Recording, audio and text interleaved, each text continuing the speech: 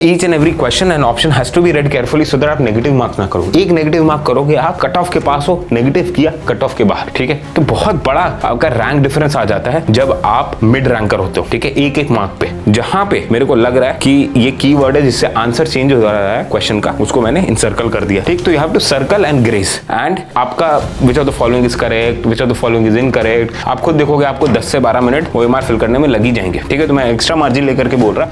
Hey guys, welcome back to my YouTube channel. I'm Dr. Arnath Singh from AIIMS New Delhi. I secured AIR 9 in NEET and AIR 11 in AIIMS, and a big credit to securing those rank goes to paper attempting strategy and solving mock test towards the end. ठीक है, आप किसी भी topper से पूछ लो, मैंने अपने juniors में देखा है, मैंने अपने कलीग्स में देखा है, as well as NEET PG as well as AIIMS PG के लेवल पे भी यही चीज़ देखी है कि फाइनली टेस्ट देना एंड अपने पेपर अटेम्प्टिंग स्ट्रैटेजी को फ्रीज करने से बहुत सारा मार्क्स आप गेन कर लेते हो, एक बहुत बड़ा एज गेन कर लेते हो आप अपने कंपेटिटर्स के ऊपर। सेम नॉलेज के साथ आप ज़्यादा मार्क्स गेन कर सकते हो if you have a good paper attempting strategy and good presence of mind while solving the paper. Okay, so इधर मैं कुछ बेसिक पॉइंट्स के बारे में बात करूंगा which will be useful for all kind of NEET aspirant. Okay, अगर आपका 400 से नंबर कम भी आ रहा है, 400 से 600 आ रहा है, 600 के ऊपर आ रहा है, आप इससे कुछ ना कुछ सीख सकते हो। तो वीडियो एंड तक देखना है।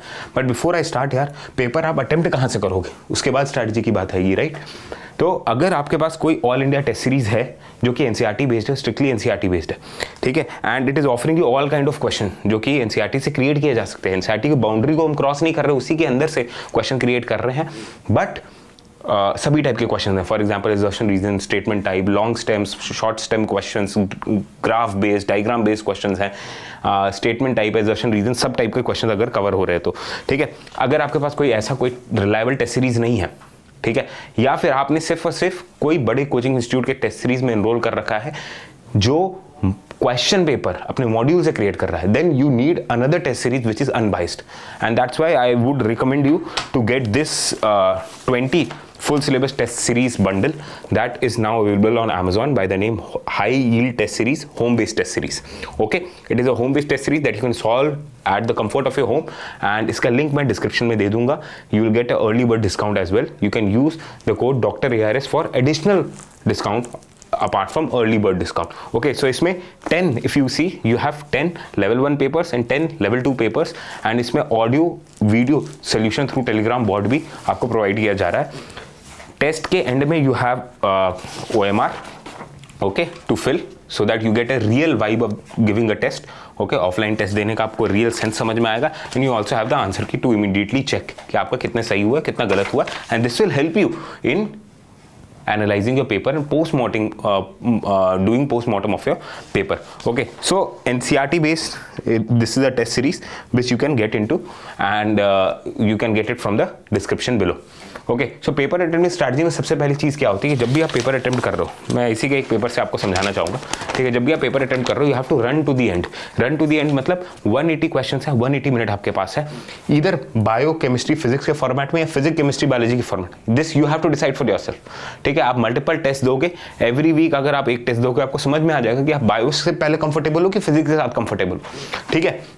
तो इसमें आपको बायो कर लिया, फिर केमिस्ट्री किया, फिजिक्स किया, बट सारे क्वेश्चंस को आपको टच करना ही करना है. You have to run to the end in the sense कि ये एग्जाम जो नीट का है, it is a highly competitive exam जिसमें स्कोर एंड कट ऑफ काफ़ी ज़्यादा है स्टूडेंट्स का. पिछले साल भी आपने देख लिया, राइट. एक्यूरेसी बहुत मायने रख रही है, तो you have to see every question. ऐसा नहीं होता है, होना चाहिए कि आप ईगो फाइट कर रहे हो, क्वेश्चन नंबर 20 पे अटक गए, उस पर ईगो फाइट कर रहे हो, टाइम वेस्ट कर रहे हो, क्योंकि every question carries +4 -1. So whenever you are dealing, you have to deal one question at a time. Every question carries +4 -1. So आपको किसी भी क्वेश्चन को ज्यादा वेटेज नहीं दे देना ओवर अदर क्वेश्चन, ठीक है. ईगो फाइट नहीं करनी कि यार ये तो पढ़ा था तो इसका इस टॉपिक का सवाल मेरे से कैसे नहीं हो रहा, वो ईगो फाइट आपको नहीं करनी है, ठीक है. और जब भी आप एक क्वेश्चन सॉल्व कर रहे हो, ठीक है, फॉर एग्जाम्पल आप क्वेश्चन नंबर 142 पे हो, दिस इज द क्वेश्चन, ठीक है. सैंपल जो है आपका लेवल 1 का एज वेल एज लेवल 2 का मैंने शेयर कर दिया है अपने Telegram channel AIIMS in ARS पे. Link is given in the description. You can decide after seeing the sample and checking the answer key. Sample answer key भी मैंने आपसे शेयर कर दी है लेवल 1 लेवल 2 पेपर का. You can decide whether you want to get this home based test series और not. Okay, so मान लो ये क्वेश्चन आपने सॉल्व किया, अब ये सॉल्व करते समय फिजिक्स का सवाल आपके दिमाग में ये नहीं आना चाहिए कि क्वेश्चन नंबर 140 141 पे जो है आपने अच्छा परफॉर्म नहीं कर पाया, अब शायद 142 भी आपसे नहीं हो पाएगा, या फिर 142 पे अटक गए तो ये नहीं सोचना है यार मेरे 2 साल से नीट का पेपर नहीं निकल पाया, हर बार मेरा फिजिक्स खराब जाता है तो इस बार भी फिजिक्स खराब जाएगा। इस विशेष साइकिल में आपको अटकना ही नहीं है। पेपर देते वक्त आपका फोकस सिर्फ और सिर्फ क्वेश्चन सॉल्विंग पे होना चाहिए। You have to deal one question at a time. पीछे वाले क्वेश्चन का इमोशनल इफेक्ट आपका आने वाले क्वेश्चन पे नहीं होना चाहिए। पीछे वाले क्वेश्चन का जो आपका एक्साइटमेंट है कि यार ये टफ क्वेश्चन कर लिया, वो नेक्स्ट वाले क्वेश्चन पे इंपैक्ट नहीं डालना चाहिए, ठीक है। देन आपको 2 राउंड में क्वेश्चन सॉल्व करने हैं एंड ये इसका पार्ट हो गया रन टू द एंड का। जब आप रन कर रहे हो from bio to chemistry to physics, you are seeing all the question. बीच में कुछ क्वेश्चंस तो आएंगे जो स्पीड ब्रेकर होंगे, बम्पर्स की तरह होंगे, उन क्वेश्चंस को आपको इनसर्कल कर लेना है, ठीक है। आपको गोला करके रख लेना है उन क्वेश्चंस को, ठीक है। आपने सर्कल कर लिया, अब वो क्वेश्चन को आप बाद में देखोगे, ठीक है। एंड उनको रिव्यू करना है आपको टुवर्ड्स द सेकेंड राउंड, ठीक। तो ऐसे कौन से क्वेश्चन हो सकते हैं आपके कैलकुलेशन वाले जिनमें आप कॉन्फिडेंट नहीं हो, कंफ्यूजिंग ऑप्शंस है, उस समय आप रिकॉल नहीं कर पा रहे हो, तो उन क्वेश्चंस को आप टुवर्ड्स द एंड देखोगे। फिर तीसरी चीज, you have to read the question very carefully, ठीक। Each and every question and option has to be read carefully so that आप नेगेटिव मार्क्स ना करोगे। एक नेगेटिव मार्क करोगे आप कट ऑफ के पास हो, नेगेटिव किया कट ऑफ के बाहर, ठीक है। तो बहुत बड़ा आपका रैंक डिफरेंस आ जाता है जब आप मिड रैंकर होते हो, ठीक है, एक मार्क पे, ठीक। सो आपको ग्रेज करते हुए बच्चों की तरह पढ़ना है। जैसे कि ये क्वेश्चन मैं आपको दिखाऊं, ठीक है, इस टेस्ट का अगर एक क्वेश्चन मैं आपको दिखाऊंगा तो इसमें आप देख सकते हो कि मैंने इसको ऐसे ग्रेज करते हुए पढ़ा है एंड उसमें जहां पे मेरे को लग रहा है कि ये कीवर्ड है जिससे आंसर चेंज हो रहा है क्वेश्चन का, उसको मैंने इनसर्कल कर दिया, ठीक। तो you have to circle and grace एंड आपका which of the following is correct, which of the following is incorrect, which of the following is wrongly matched. अगर इस टाइप की चीजें पूछी हैं तो रॉन्गली जो कीवर्ड्स है जिससे आंसर चेंज हो रहा है उसको आपको इनसर्कल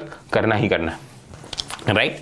देन कैलकुलेशन वाले क्वेश्चन जो भी होते हैं आपको कैलकुलेशन हमें हमेशा बॉक्स में करना है एंड क्लियर कट करना है with number two the box. Question number लिख दो बॉक्स में एंड क्लियर कट सॉल्व करो। ऐसा नहीं होना चाहिए कि आपने गिचपिच करके सॉल्व कर दिया, अब राउंड 2 में रिव्यू कर रहे हो तो फिर से पूरा जो है step by step question solve कर रहे हो क्योंकि आपको समझ में नहीं आ रहा आपने पहले क्या सॉल्व किया था। ऐसा नहीं होना चाहिए। तो क्लियर कट फॉर्मूला में वैल्यूज पुट करो एंड क्लियर कट सॉल्व करो, ठीक है, सो दैट नेक्स्ट टाइम आपका टाइम वेस्ट ना हो। दूसरा फिर 5th पॉइंट, 180 क्वेश्चन है, आप समझ लो आपके पास सिर्फ और सिर्फ 165 मिनट्स है एंड 50 मिनट्स आपको OMR फिलिंग में लगेंगे। फॉर एग्जाम्पल अगर आप इस बुकलेट का कोई भी OMR लो, ठीक है, अब आप इसको रैंडमली फिल करना शुरू करो, आप खुद देखोगे आपको 10 से 12 मिनट OMR फिल करने में लग ही जाएंगे, ठीक है। तो मैं एक्स्ट्रा मार्जिन लेकर के बोल रहा क्योंकि आप कॉशियसली OMR फिल करते हो एग्जाम में कि आप डॉट लगाते हो, आंसर अपना कंफर्म करते हो, फिर उसको पूरा इनसाइड टू आउट आप जो है सर्कल करते हो OMR को ताकि कुछ स्पिल ना हो, ठीक।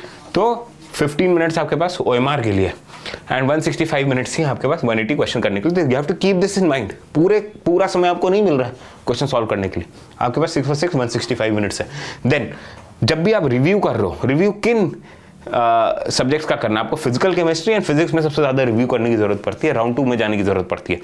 बायो, इनऑर्गेनिक, ऑर्गेनिक में यार प्लीज कम से कम रिव्यू करने की कोशिश करना, बिकॉज उस रिव्यू से उसको सेकेंड राउंड में फिर से क्वेश्चन देखने से आपका आंसर नहीं बदलेगा मोस्ट ऑफ द टाइम। वो फैक्चुअल क्वेश्चन है, आपको आता है तो आता है, नहीं आता तो नहीं आता है, कुछ आप ज्यादा चेंज नहीं कर लोगे। वह फिजिकल केमिस्ट्री और फिजिक्स में अगर आप टाइम बचा लेते हो देन रिव्यू करने से फायदा होगा। आप रिकैलकुलेट कर सकते हो, फॉर्मूला स्ट्राइक नहीं कर रहा था बाद में स्ट्राइक कर सकता है, नया अप्रोच डेवलप कर सकते हो, डिराइव कर सकते हो आप फॉर्मूला एंड देन उसमें वैल्यूज डाल के क्वेश्चन सॉल्व कर सकते हो, राइट। सो वो चीज रिव्यू वाली चीज जो है आपका फिजिकल केमिस्ट्री में एप्लीकेबल है एंड कभी भी इन बिटवीन पीछे भाग के आपको रिव्यू नहीं करना। फॉर एग्जाम्पल अगर मैं क्वेश्चन नंबर 12 पे हूँ, ठीक है, मैं नेक्स्ट पेज पे चला गया तो 12 से मान लो मैं सेटिस्फाइड नहीं था, तो ऐसा नहीं कि 13, 14, 15 करने के बाद मैं सोचूंगा यार एक बार पीछे मुड़ के ना मैं देख लूँ 12 मैंने सही किया है कि नहीं किया। ऐसा कई स्टूडेंट करते हैं, यू नो, पेपर आगे बढ़ गए फिर फ्लिप करके पीछे देखेंगे, अरे यार ये वाला मैंने सही किया था कि नहीं किया, अच्छा सही किया, चलो आगे बढ़ जाते। ऐसा नहीं करना है, आप टाइम वेस्ट कर रहे हो क्योंकि एवरी क्वेश्चन कैरीज +4 -1। जिसको आप रिव्यू करके देख रहे हो उसका भी +4 मिलेगा एंड गलत करने पे -1 मिलेगा, और जो क्वेश्चन आप स्किप कर दे रहे हो ना, ठीक है, जिसको आप इग्नोर कर रहे हो उस पर भी +4 और -1 है, ठीक है। तो कोई ईगो अटेम्प्टिंग नहीं करनी है, ईगो के चलते जाके पीछे आपको फिर से क्वेश्चन रिव्यू नहीं करना है, टाइम वेस्ट नहीं करना है, ठीक है। So all the best guys, keep hustling. कोई और वीडियो चाहिए आपको मेरे साइड से, please let me know in the comment section. This was a paper attending strategy. I feel आप सबको ये पॉइंट्स इंप्लीमेंट करने हैं। जब भी आप कोई मॉक टेस्ट दे रहे हो, हर हफ्ते एक मॉक टेस्ट दो, देखो तुम्हारा कितना मार्क्स आ रहा है, वीक एरियाज पे वर्क करो and try to constantly improve yourself till your NEET 2025 exam. All the best, yaar.